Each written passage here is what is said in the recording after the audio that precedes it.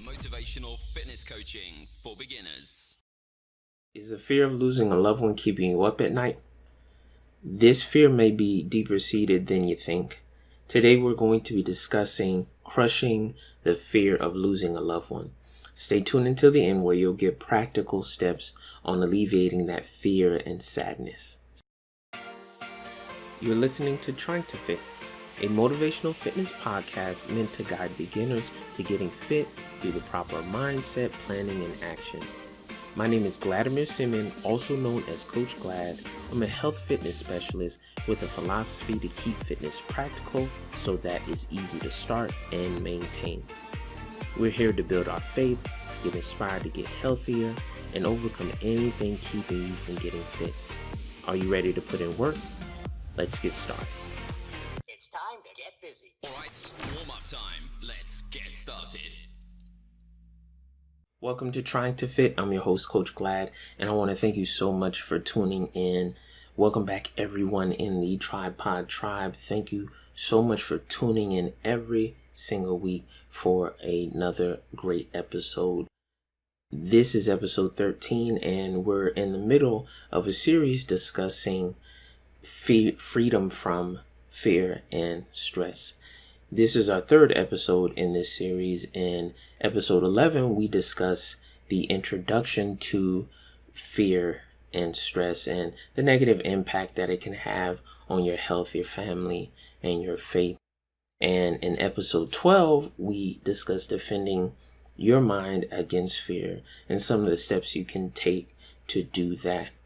If you haven't heard those two episodes, please check out Trying to Fit on any other major podcast platforms. But today we're going to be discussing crushing the fear of losing a loved one. I'm actually going to take a different approach to this, and my hope is that we learn more about our identity, more about our relationships, and more about our resiliency. Are you ready to get started?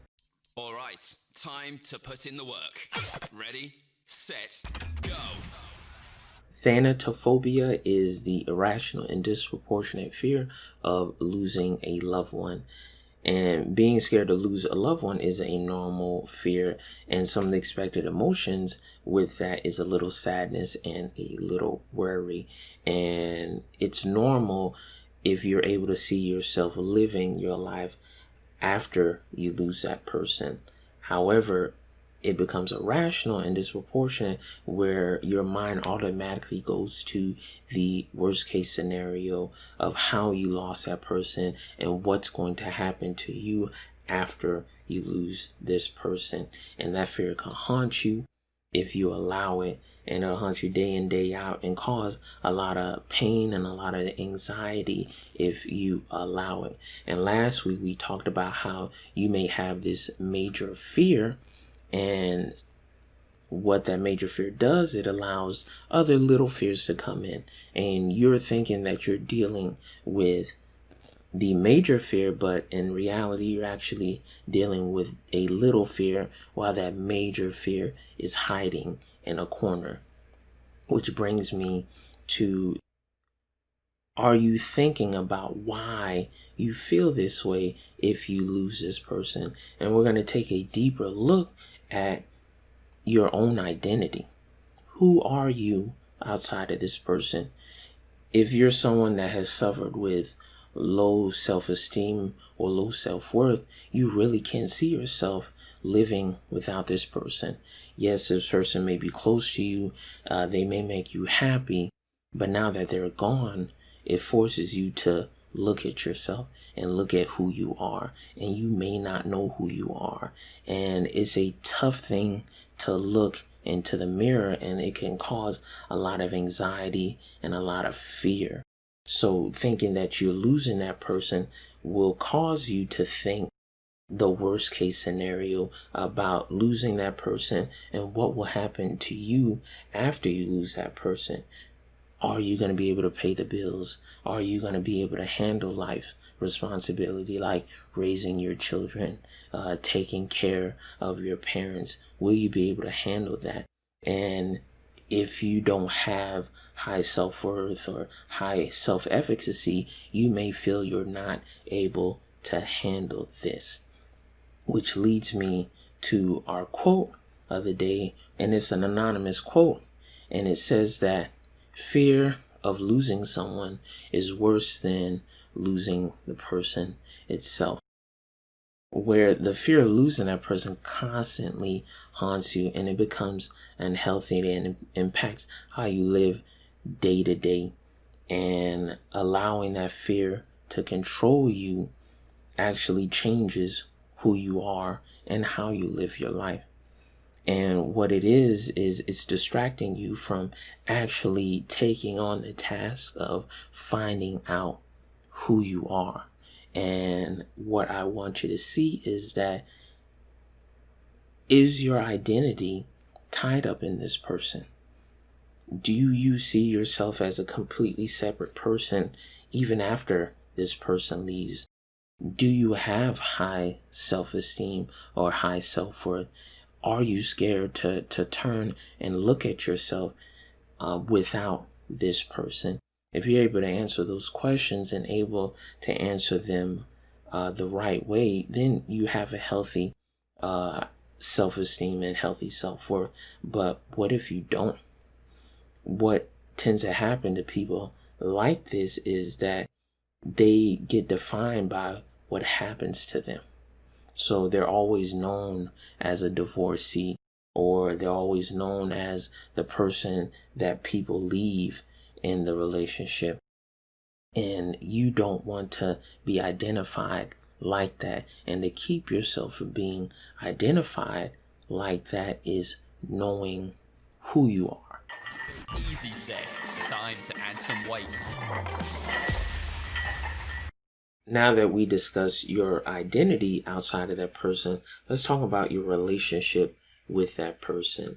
So what changes in the relationships when you're so fearful about losing the person? Well, when you're so fearful about losing the person, it's actually going to impact your behavior in the relationship, which changes the relationship. You're so fearful of losing that person, you're constantly trying to please that person, and your own happiness is tied up in that person's happiness. Best case scenario with that, the person leaves you. Worst case scenario is that person will use you and abuse you, and that is not a healthy relationship to be in. Another thing that can happen is that you try to force the outcome of the relationship.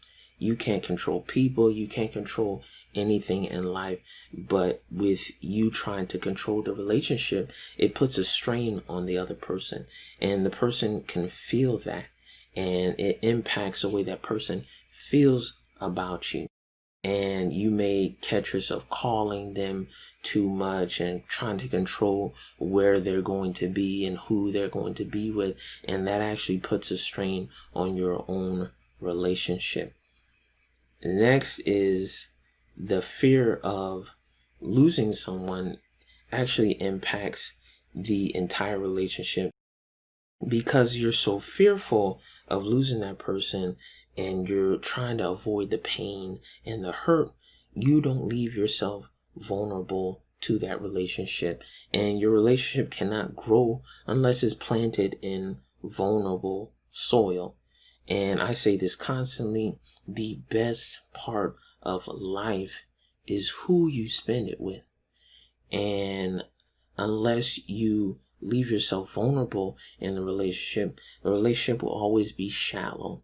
So think about, you're constantly pleasing, you're trying to control the person, and your relationship never deepens past a certain point because you never leave yourself vulnerable to that person. You are missing out on the best part of the relationship, and you never leave yourself to be present in the relationship. You're so scared of losing that person that it actually becomes a self-fulfilling prophecy, that you lose that person because of the way you've been acting, because you're trying to control that person, that you're trying to constantly please that person, or you're never vulnerable or present and you're constantly thinking about losing that person. And the one thing that you're trying your best to save, you actually lose because you don't allow the relationship to grow naturally by being vulnerable.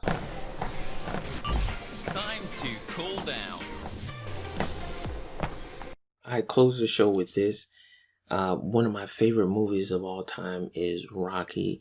And in Rocky 3, Rocky loses his trainer and someone who is somewhat of a father figure to him to a heart attack after suffering a loss in a title fight.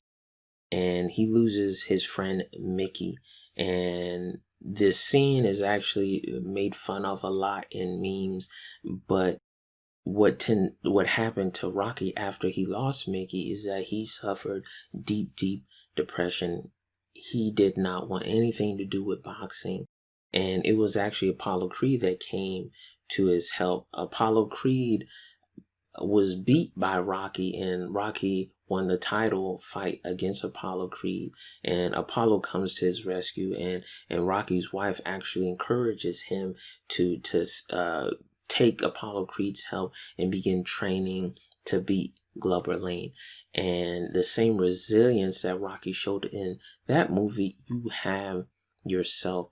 It's not until we need the resiliency that we actually see it.